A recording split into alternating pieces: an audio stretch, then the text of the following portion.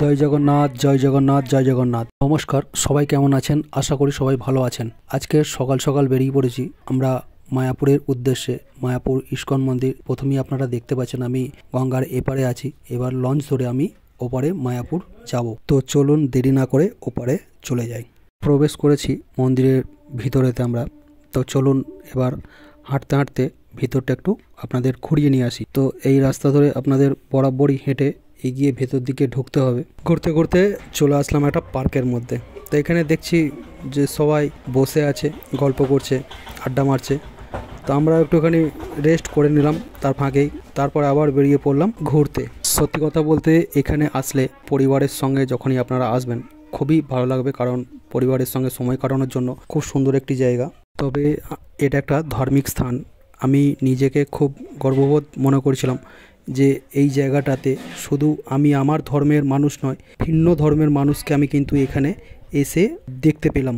আমার ওই জায়গাটাতে খুব সুন্দর লাগছিল যে আমি যে ধর্মে জন্মগ্রহণ করেছি এতটা প্রভাব যে ভিন্ন ধর্মেরও মানুষ এখানে এসে কিন্তু একবার হলেও দেখে যায়, কৃষ্ণ নাম শুনে যায়। এই যে জলের জায়গাটা আপনারা দেখতে পাচ্ছেন, এখানে সব কিছু মাছ ফাছ সব ছাড়া আছে এবং এই যে এরিয়াটা আপনারা দেখতে পাচ্ছেন পুরোটাই কিন্তু ঘোরা বা বসে সময় কাটানোর জন্য।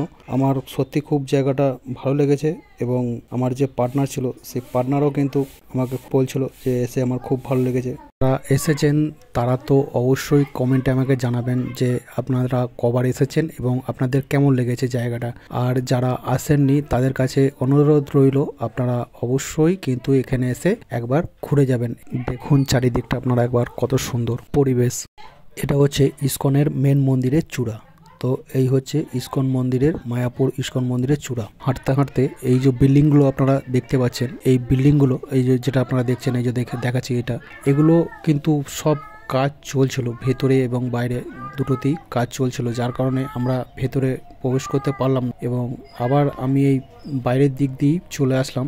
এই দেখুন একটা সমাধি মন্দির এখানে একটা রয়েছে, শিল প্রভুপাদ পুষ্প সমাধি মন্দির। এই মন্দিরটা তার যেটা আপনাদের আমি বলবো আগেই ভেবেছিলাম, তা সেটা হচ্ছে আমাদের হাতে সময় খুব কম ছিল, যার কারণে আমি সবটা আপনাদের ভিতর থেকে গিয়ে যে ভিডিও করার সেই রকমভাবে কোনো সময় আমি পাইনি। আমার কাজও ছিল, যার কারণে আমি বাইরে থেকে ভিডিওটা করে আপনাদের সামনে আমি তুলে ধরলাম। আমাদের দেশের মানুষ তো আছেই, গর্ববোধ করছিলাম যখন দেখছিলাম যে ইস্কনের মন্দিরের ভেতরে বাইরের দেশের মানুষ আমাদের ভগবান শ্রীকৃষ্ণের নাম প্রচার করছেন। আমার সেই সময় নিজেকে খুব গর্ববোধ মনে হচ্ছিল, গর্ববোধ মনে করছিলাম যে আমার দেশের মানুষ যেভাবে এই মন্দিরের প্রতি ভালোবাসা, ভগবান শ্রীকৃষ্ণকে যেমন ভালোবাসেন, ভিন্ন দেশের মানুষও সেই একই রকম ভালোবাসা এবং প্রেম ভগবান শ্রীকৃষ্ণর নামে, এবং ভগবান কৃষ্ণর নাম ওনারা প্রচার করে বেড়াচ্ছেন দিকে দিকে। আর চারিদিক থেকে শুধু শোনা যাচ্ছে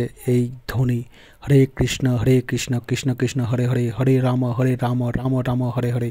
এই ধ্বনি শুধু সব চারিদিক থেকে শোনা যাচ্ছে।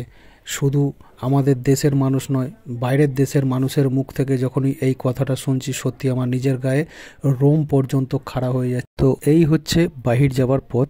এবার আমাদের এই রাস্তা দিয়ে এগিয়ে যেতে হবে এবং রাস্তায় হাঁটতে হাঁটতে কিছুটা দূর যাওয়ার পর পেয়ে গেলাম এখানে একটা থিয়েটার, এমপি থিয়েটার। তা এই এমপি থিয়েটারের মধ্যে ভগবান শ্রীকৃষ্ণের জন্ম এবং তার জীবনী সবসময় চালানো হয় এবং এটাকে টিকিট কেটে মায়াপুরে এসে আপনাদের দেখতে হবে।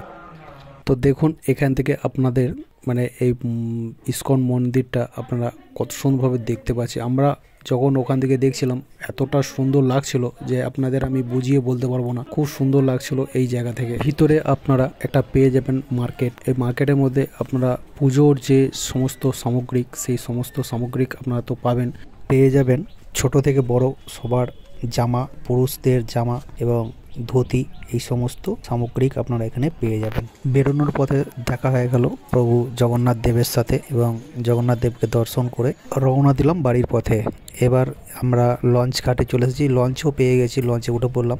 ভিডিওটি কেমন লাগলো সেটা আমাকে কমেন্ট করে জানাবেন এবং চ্যানেলটি সাবস্ক্রাইব করে রাখবেন এবং নতুন ভিডিও আপডেট পাওয়ার জন্য।